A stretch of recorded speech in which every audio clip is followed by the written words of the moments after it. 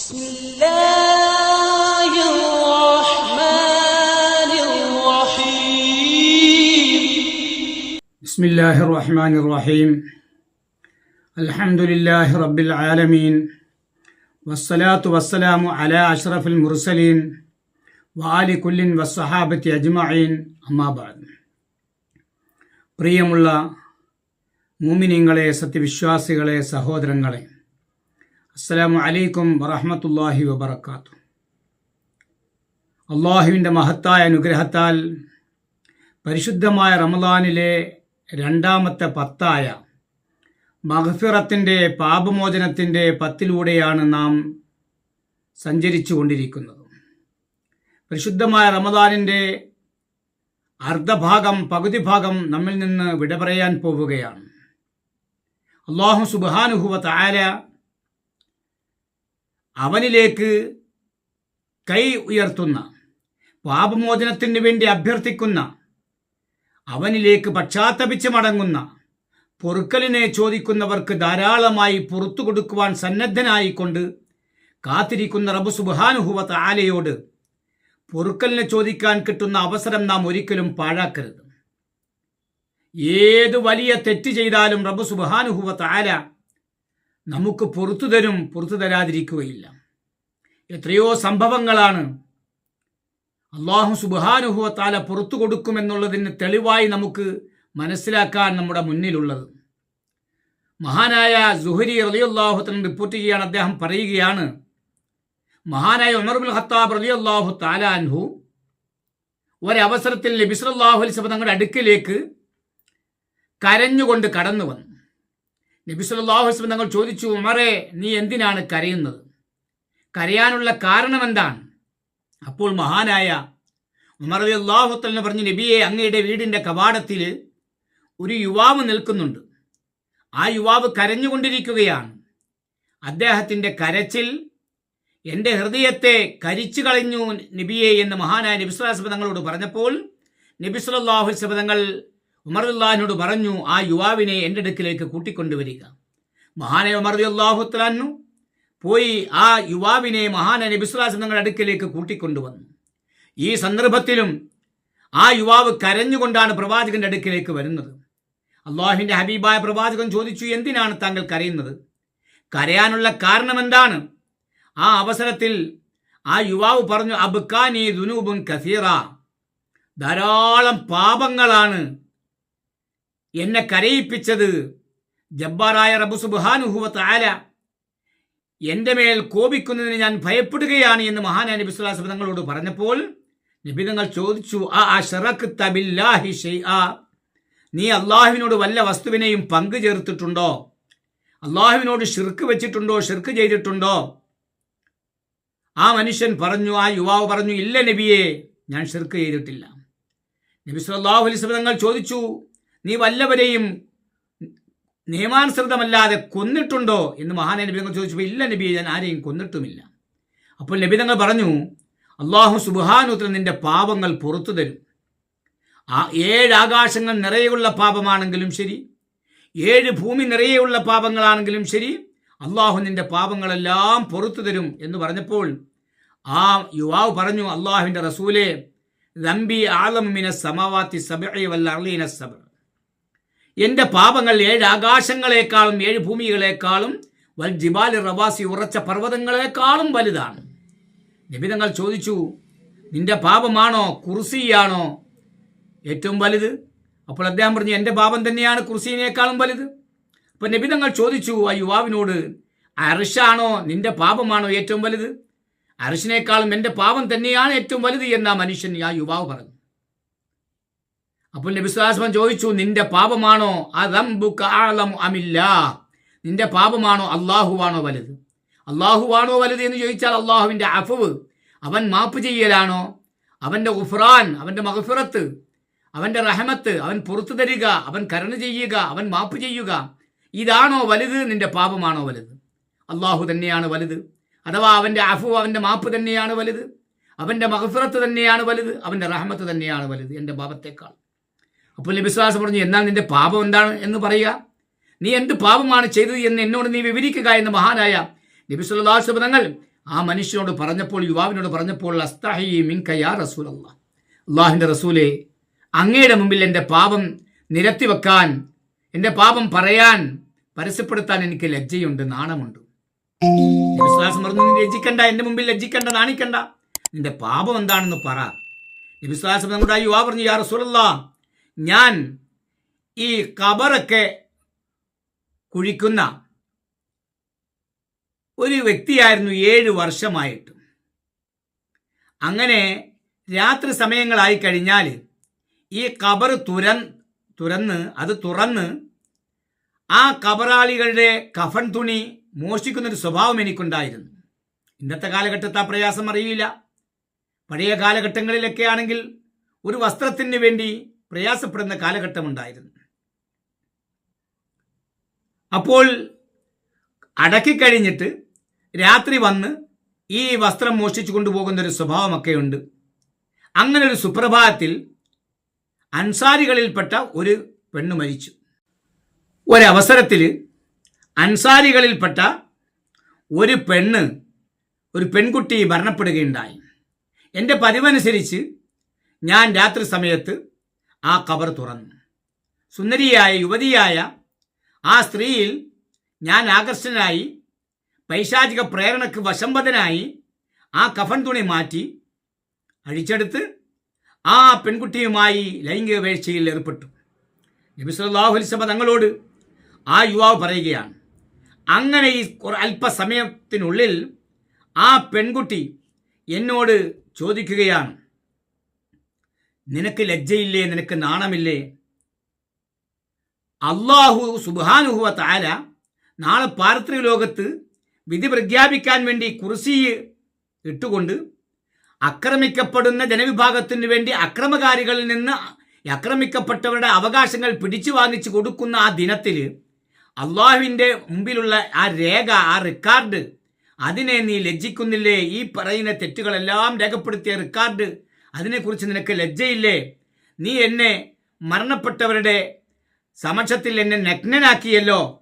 നാളെ റബ്ബ് സുബ്ഹാനഹു വ തആലയുടെ മുമ്പിൽ എന്നെ നീ ജനാപത്തുകാരിയായിട്ട് എന്നെ നീ നിർത്തുകയാണല്ലോ എന്ന് ആ പെൺകുട്ടി എന്നോട് സംസാരിച്ചു എന്ന് ഈ യുവാവ് നബി സല്ലല്ലാഹു അലൈഹി വസല്ലം തങ്ങളോട് പറഞ്ഞപ്പോൾ റസൂലുള്ളാഹി സ്വല്ലല്ലാഹു അലൈഹി വസല്ലം ഖാമ ബിസുർഅ, പെട്ടെന്ന് ചാടി എഴുന്നേറ്റു അള്ളാഹുവിൻ്റെ ഹബീബായ പ്രവാചകൻ സല്ലല്ലാഹു അലൈഹി വസല്ലം. എന്നിട്ട് പറഞ്ഞു, യാ ഫാസിഖ് ഉഖ്റിജ് അന്നി മാ ജസാഉക ഇല നാർ, ഏ തമ്മാടി,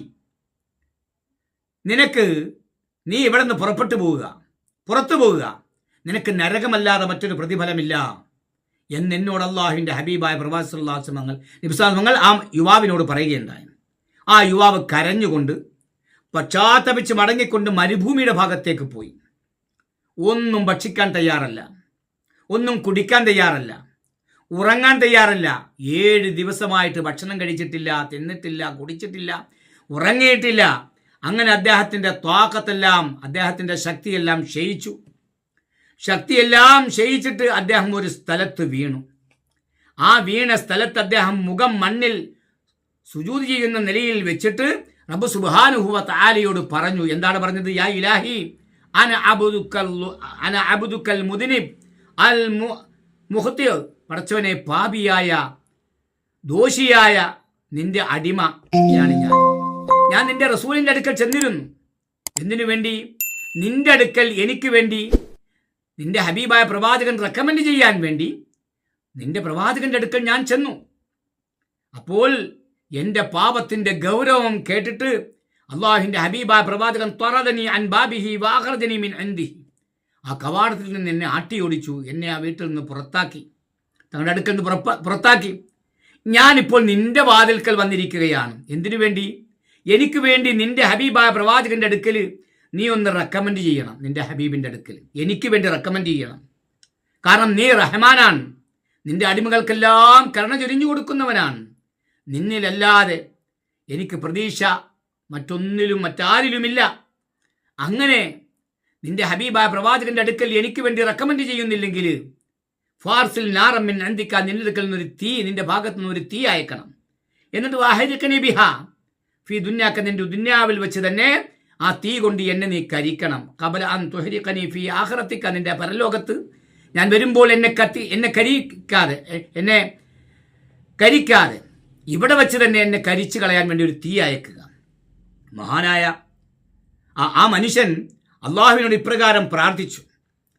ഈ അവസരത്തിൽ മഹാനായ ജിബ്രീൽ അലൈഹി സ്വലാത്തു വസ്സലാം നബി തങ്ങളുടെ അടുക്കലേക്ക് വന്നു. അള്ളാഹുവിന്റെ അടുക്കൽ വന്നുകൊണ്ട് സലാം പറഞ്ഞു. എന്നിട്ട് നബിയെ തങ്ങൾക്ക് അള്ളാഹു സുബ്ഹാനഹു വ തആല സലാം പറഞ്ഞു, അസ്സലാമു അലൈക്കും എന്ന് സലാം പറഞ്ഞിട്ടുണ്ട്. നബി തങ്ങൾ പറഞ്ഞു, ഹുവസ്സലാം, അള്ളാഹുവാണ് സലാം, അവനാണ് രക്ഷ. വമിൻഹുസ്സലാം, അവനിൽ നിന്നാണ് രക്ഷ. വൈലേഹി അർജിഉസ്സലാം, അവനിലേക്കാണ് രക്ഷ മടങ്ങുന്നത്. ജിബ്രീൽ പറഞ്ഞു, അള്ളാഹു തആല തങ്ങളോട് ചോദിക്കുകയാണ്, ആ അന്ത ഖലഖത അബീദി, എൻ്റെ അടിമകളൊക്കെ താങ്കളാണോ സൃഷ്ടിച്ചത് എന്ന് അള്ളാഹ് തങ്ങളോട് ചോദിക്കുന്നു.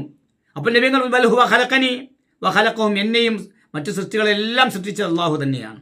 അള്ളാഹ് ചോദിക്കുന്നു, നബിയെ അന്ത തുർസിഖുഹും, അടിമകൾക്ക് അള്ളാഹിന്റെ സൃഷ്ടികൾക്ക് തങ്ങളാണോ ഭക്ഷണം കൊടുക്കുന്നത്, ഉപജീവനം കൊടുക്കുന്നത് എന്ന് അള്ളാഹ് ചോദിക്കുകയാണ്. അപ്പോൾ ബൽ ഹുവല്ലദീ റസഖഹും വറസഖനി, എനിക്കും അവർക്കും എല്ലാം റിസ്ക് കൊടുക്കുന്നവൻ അള്ളാഹുവാണ് എന്ന് നബി തങ്ങൾ മറുപടി പറഞ്ഞു. അപ്പോൾ ജിബ്രീൽ പറയുന്നു, വീണ്ടും അള്ളാഹ് ചോദിക്കുകയാണ്, അവരുടെ തൗബയെല്ലാം തങ്ങളാണോ സ്വീകരിക്കുന്നത് എന്ന് അള്ളാഹു തആല തങ്ങളോട് ചോദിക്കുകയാണ്.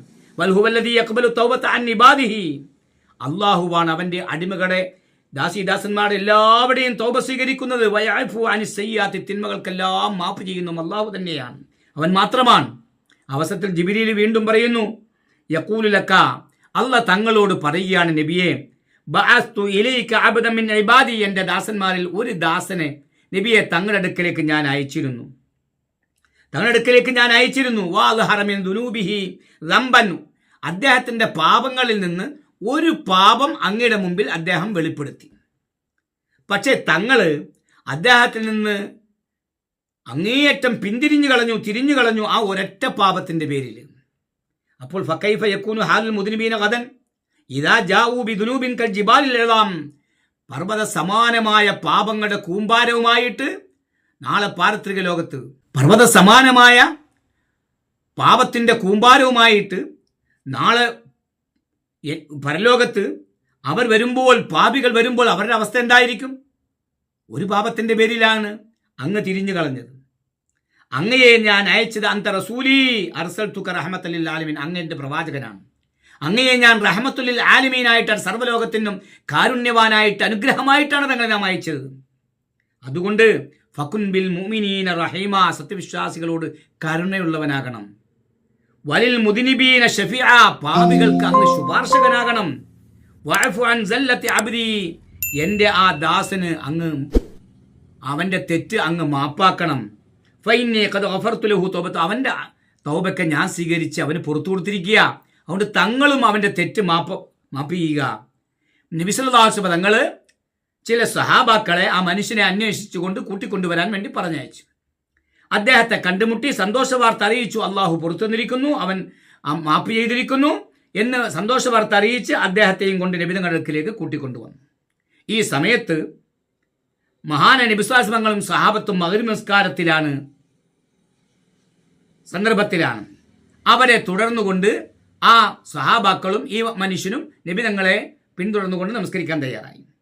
നബി സ്വല്ലല്ലാഹു അലൈഹി വസല്ലം സൂറത്തുൽ ഫാത്തിഹ ഓതിയതിന് ശേഷം അതിലോട് ചേർന്നുകൊണ്ട് അൽഹാക്കുമുത് തകാസുർ ഹത്താ സുർത്തുമുൽ മഖാബിർ എന്ന സൂറത്ത് തകാസുറാണ് ഓതുന്നത്. അൽഹാക്കുമുത് തകാസുർ, പെരുമ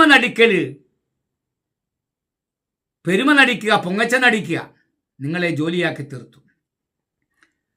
ഹത്താ സുർത്തുമുൽ മഖാബിർ, അങ്ങനെ ശ്മശാനം നിങ്ങൾ സന്ദർശിക്കുന്നത് വരെ പൊങ്ങച്ച നടിക്കൽ ഇങ്ങനെ തുടർന്നുകൊണ്ടേയിരിക്കുകയാണ്. പെരുമ നടിക്കുക. എൻ്റെ ഉപ്പാപ്പാക്ക് ആനുണ്ടായിരുന്നു, അതുകൊണ്ട് എൻ്റെ പ്രശ്നത്തിൽ തഴമ്പുണ്ട്. ഈ രീതിയിൽ അഹങ്കരിക്കുക, പൊങ്ങച്ച നടിക്കുക. ഇത് ഖബർ, ശ്മശാനം സന്ദർശിക്കുന്നവരെ ഇത് തുടർന്നുകൊണ്ടിരിക്കും. ഈ ആയത്ത് കേട്ടപ്പോൾ ആ യുവാവ് സ്വാഹശാബു സൈഹത്തം, ഒരു അട്ടഹാസം അങ്ങ് പുറപ്പെടുവിച്ചു. വസഖത്ത, ആ അട്ടഹാസത്തോടുകൂടെ അയാൾ താഴെ വീണു. ഫലമ്മ അത്തമ്മു, അവര് അസ്വലാത്ത് നിസ്കാരം പൂർത്തിയാക്കിയപ്പോൾ വജദു അശാബ ഖദ് മാത വഫാറഖ ദുനിയ, അവര് കണ്ടു ഈ യുവാവ് മരണപ്പെട്ടു, ദുന്യാവുമായിട്ട് വേർപെട്ടു പോയി എന്ന്. ഈ ചരിത്രം നമുക്ക് നൽകുന്ന പാഠം, ഭൗതിക ലോകത്ത് ജീവിച്ചിരിക്കുന്ന ഒരു വ്യക്തിയുമായിട്ട് വ്യഭിചാരത്തിൽ ഏർപ്പെടുന്നത് മയ്യത്തിനെ വ്യഭിചരിക്കുന്നതിനേക്കാൾ കഠിനമാണ് എന്ന പാഠം ഉൾക്കൊള്ളണം. മാത്രമല്ല ഏത് പാപം ചെയ്താലും റബ്ബ് സുബ്ഹാനഹു വ തആലയോട് തൗബ ചെയ്താൽ, പശ്ചാത്തപിച്ച് മടങ്ങിയാൽ അല്ലാഹു സുബ്ഹാനഹു വ തആല പുറത്തു തരാതിരിക്കൂല. അവൻ കാരുണ്യവാനാണ്, അവൻ ഗഫൂറാണ്, അവൻ റഹീമാണ്. അപ്പോൾ അതിനുള്ള സുവർണാവസരമാണ് ഈ പരിശുദ്ധമായ റമദാനിലെ രണ്ടാമത്തെ പത്താകുന്ന മഗ്ഫിറത്തിന്റെ പത്ത്. അവരോട് പൊറുക്കലിനെ ചോദിക്കണം, നമ്മുടെ തെറ്റുകുറ്റങ്ങൾ ഏറ്റുപറഞ്ഞുകൊണ്ട് പശ്ചാത്തപിച്ച് മടങ്ങണം. മാത്രമല്ല അടുത്ത ദിവസം തിങ്കളാഴ്ച രാത്രി അസ്തമയത്തോടുകൂടെ മഗ്രിബോടുകൂടെ റമദാൻ 17 രാവിലെ കടക്കുകയാണ്. ചൊവ്വാഴ്ച 17. ചൊവ്വാഴ്ച പകൽ ബദർ ദിനമാണ്. സഹാബത്തും നബിസാസനങ്ങളും ബദറിലേക്ക് പോയി ശത്രുപക്ഷവുമായി അടരാടി പടപുരുതി എല്ലാം ത്യജിച്ച് രക്തസാക്ഷികളായവരുണ്ട്, ത്യാഗം സഹിച്ചവരുണ്ട്, കഷ്ടപ്പാടുകൾ അനുഭവിച്ച അസ്ഹാബുൽ ബദർ. അവിടെ മഹത്വം നമുക്കറിയാം. ജിബ്രീൽ ഇസ്ലാത്തു വസ്സലാം നബി തങ്ങളുടെ അടുക്കൽ വന്നുകൊണ്ട് ചോദിച്ചു, അസ്ഹാബുൽ ബദർ, ബദരീങ്ങളെ കുറിച്ച് നബിയെ നിങ്ങളുടെ കണക്കൂട്ടൽ എന്താ? അവരെക്കുറിച്ച് നിങ്ങളുടെ അഭിപ്രായം എന്താ? നിങ്ങൾ കണക്കാക്കുന്ന എന്താ അസ്ഹാബുൽ ബദറിനെ കുറിച്ച്? നബിങ്ങൾ പറഞ്ഞു, അവർ അഫ്ദലുൽ മുസ്ലിമീൻ, മുസ്ലിമീങ്ങളിൽ, ലോക മുസ്ലിമീങ്ങളിൽ ഏറ്റവും ഉത്കൃഷ്ടരായവരാണ്. അംബിയാ മുർസലുകൾ കഴിഞ്ഞാൽ ഏറ്റവും ഉത്കൃഷ്ടമായവരാണ് അസ്ഹാബുൽ ബദർ. അപ്പോൾ മഹാനായ ജിബ്രീൽ സ്വല്ലല്ലാഹു അലൈഹി വസല്ലം പറഞ്ഞത്, ആ ബദർ യുദ്ധത്തിൽ പങ്കെടുത്ത മലക്കുകളും അവരും ഇതേ പദവി ആർജിച്ചവരാണ്. അവരും മലക്കുകളിൽ ഏറ്റവും ഉത്കൃഷ്ടവരായവരാണ്. ജിബ്രീലും മീകാലും ഇസ്രാഫീൽ അസ്രായിലൊക്കെ ബദർ യുദ്ധത്തിൽ പങ്കെടുത്തിട്ടുണ്ട്. ആ പങ്കെടുത്ത അതുപോലെ ഒരു പറ്റം മലക്കുകൾ, ആദ്യം അല്ലാഹു തആല 1000 മലക്കുകളെ അയച്ചു, പിന്നീട് 3000 മലക്കുകളെ അയച്ചു, പിന്നീട് 5000 മലക്കുകളെ അയച്ചു. ഇങ്ങനെ മലക്കുകൾ ബദറിൽ ഇറങ്ങി, മലക്കുകൾ യുദ്ധത്തിനായി, അവർ കൊണ്ട് തലയിൽ കെട്ടുവാലും പുറകിലായി. അല്ലാഹു തആല മലക്കുകളെ അയച്ചു, വെള്ളപ്പട്ടാളങ്ങളെ, ശുഭ്രവസ്ത്രധാരികളെ. അവർ പടപൊരുതി സഹാബത്തിനോടൊപ്പം. അങ്ങനെ വജാദൂബി അംവാലിം വബാഉ നുഫൂസഹും, അവരുടെ ധനത്തെയെല്ലാം പരിശുദ്ധമായ ദീനിന് വേണ്ടി ചെലവഴിച്ചവരാണ്. അവരുടെ ശരീരങ്ങളെ അവർ പരിശുദ്ധമായ ദീനിന് വേണ്ടി വിറ്റവരാണ്, ബലിയർപ്പിച്ചവരാണ്. ആ സ്വഹാബുൽ ബദറിനെ പിൻപറ്റുകയും അവരെ ആദരിക്കുകയും അവരെ സ്നേഹിക്കുകയും അവർ കടക്കുന്ന സ്വർഗത്തിൽ അവരുടെ പദവി നമ്മൾ ആർജിച്ചില്ല എങ്കിൽ പോലും അവർ കടക്കുന്ന സ്വർഗത്തിൽ നമുക്ക് പ്രവേശിക്കാൻ നമ്മുടെ പക്കൽ എന്തെങ്കിലും അമലുകൾ വേണം. അതുമായിട്ട് പരലോകത്ത് ചെന്നെങ്കിലേ നമുക്ക് അവരോടൊപ്പം സ്വർഗത്തിൽ പ്രവേശിക്കാൻ കഴിയുകയുള്ളൂ. അതുകൊണ്ട് അവർക്ക് വേണ്ടി ഒരു യാസീൻ ഓതുക, ബദർ മൗലിദ് ഓതുക, ഇങ്ങനെ അവരെ സ്നേഹിക്കുക, ആദരിക്കുക, ബഹുമാനിക്കുക, ഇതെല്ലാം സത്യവിശ്വാസികളായ നമുക്ക് അത്യന്താപേക്ഷിതമാണ്. അല്ലാഹു സുബ്ഹാനഹു വ തആല ഇത്യാദി നന്മകളിൽ ഏർപ്പെട്ടുകൊണ്ട് പരിശുദ്ധമായ റമദാനിന്റെ ദിനരാത്രികൾ അവന്റെ പൊരുത്തത്തിലായ ഇബാദത്തുകളെ കൊണ്ട് ധന്യമാക്കാൻ അല്ലാഹു തൗഫീഖ് നൽകുമാറാകട്ടെ. നമ്മിൽ നിന്ന് മരണപ്പെട്ടുപോയ എല്ലാവരെയും അവരെയും നമ്മയും അല്ലാഹു അവന്റെ സ്വർഗത്തിൽ ഒരുമിച്ച് കൂട്ടി അനുഗ്രഹിക്കുമാറാകട്ടെ. വാഖിറു ദഅവാനാ അൽഹംദുലില്ലാഹി റബ്ബിൽ ആലമീൻ. അസ്സലാമു അലൈക്കും വറഹ്മത്തുള്ളാഹി.